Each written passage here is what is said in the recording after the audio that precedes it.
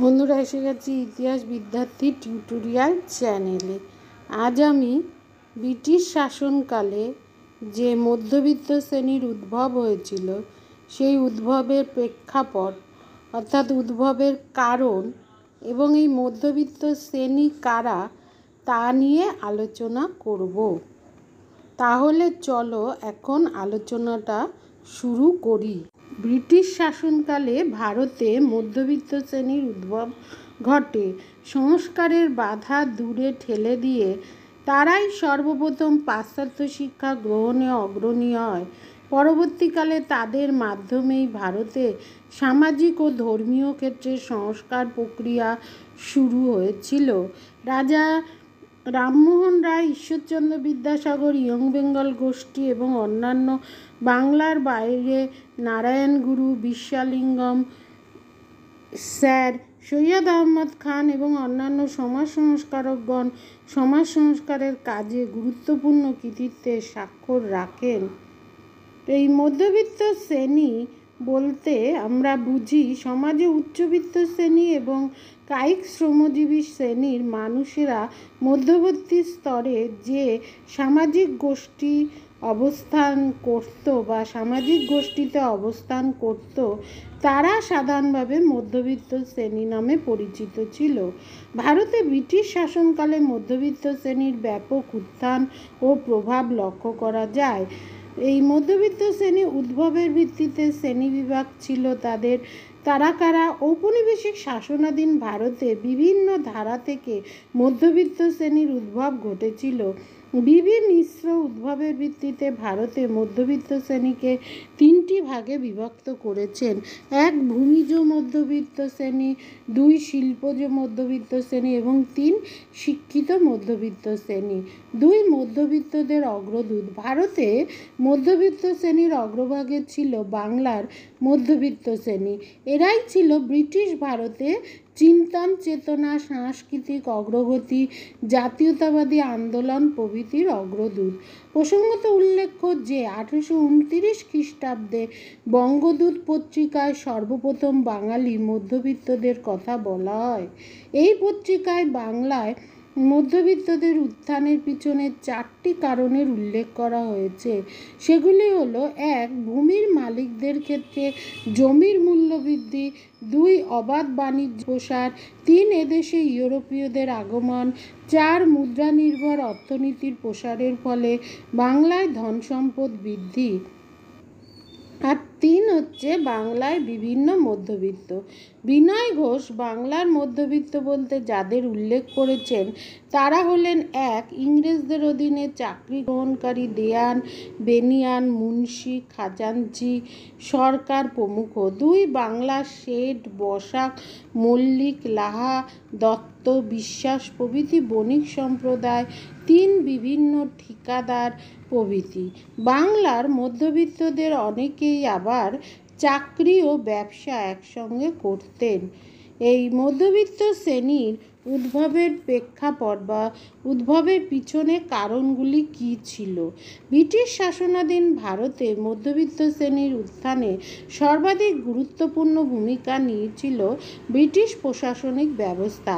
British সরকার এদেশে ইংরেজি শিক্ষায় শিক্ষিত এমন একটি শ্রেণী গড়ে তুলতে চেয়েছিলেন যারা রক্তে ভারতীয় হলেও চিন্তন চেতনায় হবে ইংরেজ।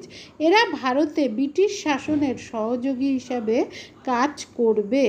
বিবি মিশ্র ব্রিটিশ শাসিত ভারতে সরকারি চাকুরিজীবী, বণিক, এজেন্ট, আইনজীবী, চিকিৎসক, শিক্ষক, সাংবাদিক প্রভৃতি পেশার সঙ্গে যুক্ত মানুষকে মধ্যবিত্ত শ্রেণীর অন্তর্ভুক্ত করেছেন। যাই হোক, এদেশে ব্রিটিশ শাসনকালে বিভিন্ন উপায়ে মধ্যবিত্ত শ্রেণীর উদ্ভব ঘটেছিল। যেমন: 1, করণিক। 1757 খ্রিস্টাব্দে পলাশীর যুদ্ধ জয়ের পরবর্তী 100 বছরে ইংরেজরা ভারতে বিস্তীর্ণ অঞ্চলে ব্রিটিশ শাসন প্রতিষ্ঠা করতে সক্ষম হয়। এই বিস্তীর্ণ অঞ্চলের ব্রিটিশ সরকার বিরাট প্রশাসনিক ব্যবস্থা গড়ে তোলে। প্রশাসনের উচ্চ পদগুলিতে ইংরেজরা নিযুক্ত হলেও নিম্নস্তরের পদগুলিতে আধুনিক পাশ্চাত্য শিক্ষায় শিক্ষিত ভারতীয়দের নিয়োগ করে। পাশ্চাত্য শিক্ষা শিক্ষায় শিক্ষিত এইসব ভারতীয় কর্মচারী মধ্যবিত্ত শ্রেণীরূপে আত্মপ্রকাশ করে। 2. আইন পেশায় যুক্ত ভারতীয় শ্রেণী। ইংরেজরা ভারতে পাশ্চাত্য ধাঁচে আইন ও বিচার ব্যবস্থা প্রবর্তন করে। ব্রিটিশ শাসনকালে ভারতে মামলা মোকদ্দমার সংখ্যাও প্রচুর বৃদ্ধি পায়। পাশ্চাত্য শিক্ষায় শিক্ষিত প্রচুর ভারতীয় অত্যন্ত লাভজনক আইন পেশায় নিযুক্ত হয়। এভাবে আমলা, উকিল, মোক্তার, কেরানি, মুহুরি প্রভৃতি বিভিন্ন পেশার সঙ্গে যুক্ত ভারতীয়ের উদ্ভব ঘটে। আর্থিক দিক থেকে বলীয়ান এই ভারতীয়রা মধ্যবিত্ত শ্রেণী নামে আত্মপ্রকাশ করে। 3. বাণিজ্যের কাজে যুক্ত কর্মী। ইংরেজরা ভারতে এসেছিল প্রধানত বাণিজ্য করতে। ভারতের সুদূর গ্রামগঞ্জের সঙ্গে বাণিজ্যিক পণ্যের আদান প্রদান অব্যাহত রাখা ও ব্যবসায়িক কাজকর্ম পরিচালনার জন্য তারা শিক্ষিত ভারতীয়দের বেনিয়ান, সরকার, মুহুরি, উকিল প্রভৃতি বাণিজ্য সহায়ক বিভিন্ন পদে নিযুক্ত করে বাণিজ্যের অগ্রগতি অব্যাহত রাখে।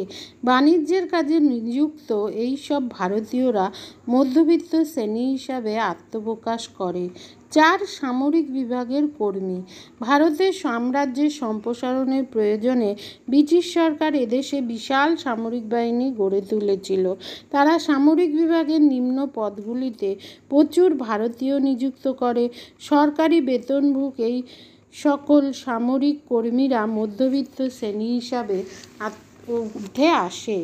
5. সরকারি অফিসের কর্মী। ভারতে ব্রিটিশদের প্রশাসনিক ব্যবস্থা সুদৃঢ় হওয়ার পর থেকে এদেশে সরকারি স্কুল, কলেজ, অফিস, আদালত, হাসপাতাল প্রভৃতি প্রতিষ্ঠা হয়।